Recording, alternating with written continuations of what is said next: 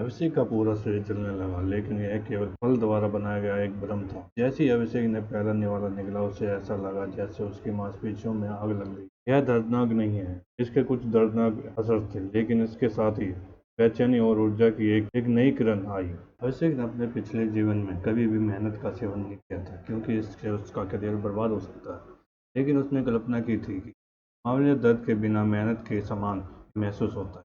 कुछ सेकंड के बाद अभिषेक को कुछ नजर आया। यह मन को अवशोषित करने में समान ही लगता है, बिल्कुल बहुत अधिक तेजी से। अनुभव की बहुत तेजी के कारण अभिषेक ने कुछ और भी देखा। अभिषेक ने उसके शरीर को देखा और उसके सिर को छुआ। मैंने पहले इस पर ध्यान नहीं दिया था, क्योंकि मन हमेशा हल्का महसूस होता है, लेकिन वास्तव में मेरा सिर मन को महसूस नहीं करता। ऐसा महसूस होता है कि मेरा पूरा शरीर गर्म हो रहा है, लेकिन मेरा सिर ठंडा रहता है। यह लगभग ऐसा है जैसे मेरा सिर मन से प्रभावित नहीं है। अभिषेक बहुत चक्का रह गया। भगवान ने मुझसे कहा था कि मैं जादू का अभ्यास नहीं कर पाऊंगा। क्या उसका यही मतलब है? जादूगरों को अपनी आत्मा और दिमाग की शक्ति को बढ़ाकर जादू करने की क्षमता प्राप्त करनी चाहिए। कम से आरपीजी में यह हमेशा इसी तरह काम करता है। मुझे लगता है कि यह यहाँ भी इसी तरह काम करता है। आखिरकार इस प्रकार के लोगों को जादूगर कहा जाता है, और वे शक्तिशाली हमले करने के लिए पर्यावरण की शक्ति का उपयोग करते हैं। भगवान ने कहा कि मैं मन की मुख्य कारण कि कैसे लोग उसकी दुनिया में इतने शक्तिशाली बन सके, जिसका अर्थ है कि लोगों की सारी शक्ति मन के उपयोग पर निर्भर करती है। मेरे शरीर में कुछ ऐसा होना चाहिए जो मुझे मन को अवशोषित करने और नियंत्रण करने की अनुमति दे। मुझे लगता है कि जादूगर शायद अपनी आत्मा और दिमाग से मन को अवशोषित कर लेते हैं, जिससे उसका शरीर कमजोर हो जाता है। फायदे के लिए कुछ खामियां हो तो होनी ही चाहिए, अन्यथा यह मनोरंजन नहीं होगा। मेरा मतलब है कि यह पूर्ण कारण नहीं था कि भगवान ने दुनिया को इस तरह क्यों बनाया और मैं यहाँ क्यों हूँ।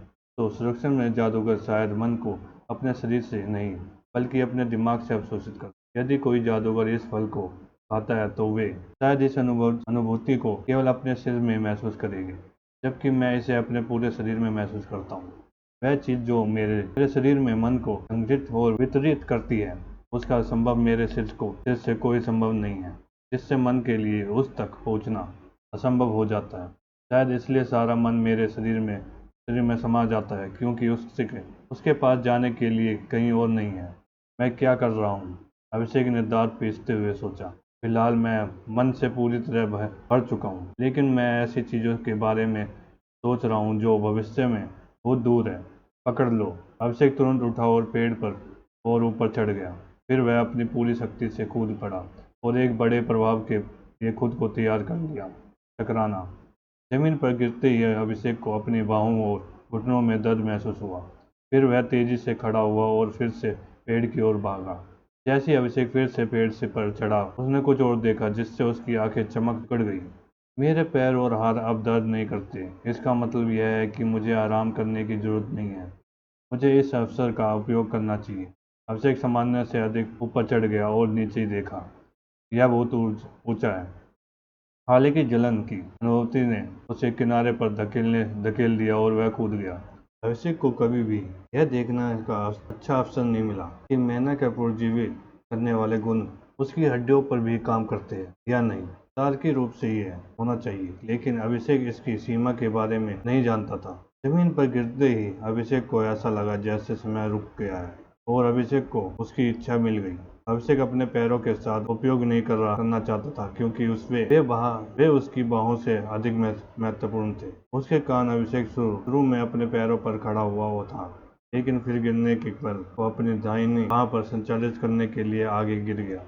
अभिषेक का दाहिना हाथ टूट गया। अभिषेक ने अपने दांतों को जोर से पीस लिया, जिससे उसकी बाहों में अतिरिक्त दर्द हुआ। हड्डी तोड़ना कभी आसान नहीं था। अभिषेक ने अपने बाएं हाथ से अपनी दाहिनी बाह को छुआ और महसूस किया कि हड्डी बाहर की हुई है। बहुत बढ़िया, एक खुला फ्रैक्चर, उसने सोचा। अभिषेक को तुरंत अपने शरीर में बदलाव महसूस हुआ। ऐसा प्रतीत होता है कि गर्म अनुभूति उसके पूरे शरीर में कमजोर हो गई है और उसकी दाहिनी बाह पर केंद्रित हो गई है। जैसे ही अभिषेक की दाईं बाह की हड्डी वापस अपनी जगह पर खिंचकी, चिमराहट की आवाज सुनी जा सकती थी। मांस और खून के हिलने की आवाज में एक अनोखा एहसास था, लेकिन अभिषेक ने केवल अपनी बाह पर ध्यान केंद्रित किया। हड्डी वापस उसकी बांस में दब गई थी और उसके ऊपर की टूटी हुई त्वचा और मांस उनकी आंखों को दिखाई देने वाली गति से ठीक होने लग रही थी। 2 मिनट बाद अभिषेक के शरीर से गर्म एहसास पूरी तरह से निकल गया। अभिषेक ने अपनी दाहिनी बांह को छुआ और चुभने वाला दर्द महसूस किया। अभी तक पूरी तरह से ठीक नहीं हुआ था, लेकिन सारा मन खर्च हो चुका था। उसने सोचा, जाहिर तौर पर मन मेरी हड्डियों की रिकवरी को भी तेजी से करता है, लेकिन जिस मन की आवश्यकता होती है वह संतुलन है। जिंदा की थ्योरी के अनुसार फल के इस एक टुकड़े ने शायद मुझे कई घंटों के ध्यान से जितना मन प्राप्त कर सकता था उससे अधिक दिया। मेहनत की सामान्य मात्रा मेरे पूरे शरीर को 2 बार ठीक कर सकती है। अभिषेक ने चमकती आंखों से अपनी दाहिनी बांह की ओर देखा। हालांकि अगर मन मेरी मांसपेशियों को मजबूत कर सकता है तो शायद मेरी हड्डियों को भी मजबूत कर सकता है। उन्होंने निश्चय लिया, अगर मेरी ताकत कभी इस स्तर तक पहुंच जाए तो मांसपेशियों के इस्तेमाल से मेरी अपनी हड्डियां टूट जाए तो यह वास्तव में दुखद होगा। मैं ऐसी मूर्खतापूर्ण गलती नहीं कर सकता। अभिषेक ने दांत पीस लिए। मेरी ट्रेनिंग और भी दर्दनाक होने वाली है। मुझे उससे नफरत है। परीक्षण इतना दर्दनाक क्यों होता है? दौड़कर पेड़ के पास गया और फल उठा लिया। अभिषेक ने अपने पहले काटने में सावधानी बरती थी। यदि वजह थी कि काटने का निशान अपेक्षा छोटा था। अभी भी 1 टन बाकी था। अभिषेक ने एक बड़ा टुकड़ा खाया और पेड़ पर चढ़ गया। जैसे ही वह फिर से नीचे कूदा, एक और भी अधिक तीव्र अनुभूति उसके शरीर में छा गई। दरार और भी टूटी हड्डी लेकर इस बार अभिषेक के शरीर के अंदर सब कुछ ठीक करने के लिए पर्याप्त मेहनत थी। सब कुछ फिर से ठीक होने के केवल आधे मिनट लगा। प्रक्रिया दोहराई गई और अभिषेक ने फल का एक और टुकड़ा लिया। लगभग 15 मिनट बाद फल पूरी तरह से खत्म हो गया।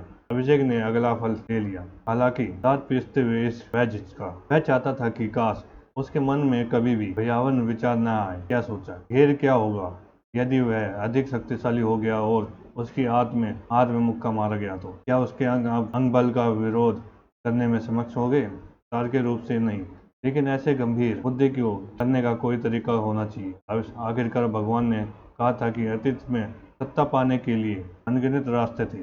उन्होंने यह मानने से इनकार कर दिया था कि वे शारीरिक कार्यों में प्रति कमजोर थे। मैं अब नहीं रुक सकता। अभिषेक ने एक ही बार में पूरा फल खा लिया और उसे ऐसा लगा जैसे उसका शरीर फटने वाला है।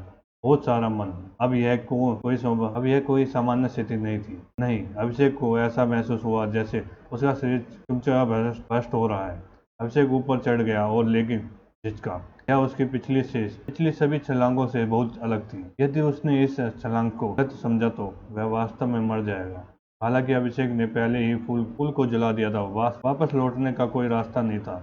यदि वह इस सारे मन के लिए कोई रास्ता नहीं ढूंढ पाया तो वह संभव मर जाएगा। तो अभिषेक आगे कूद गया और अब हाथ से उसकी सिर की रक्षा की। फिर उसने जमीन पर प्रहार किया, सबसे पहले छाती और पेट। इस बीच भगवान पागल मुस्कुराने के साथ अभिषेक को देख रहा था। हाँ, यही कारण था कि उसने उसे चुना था।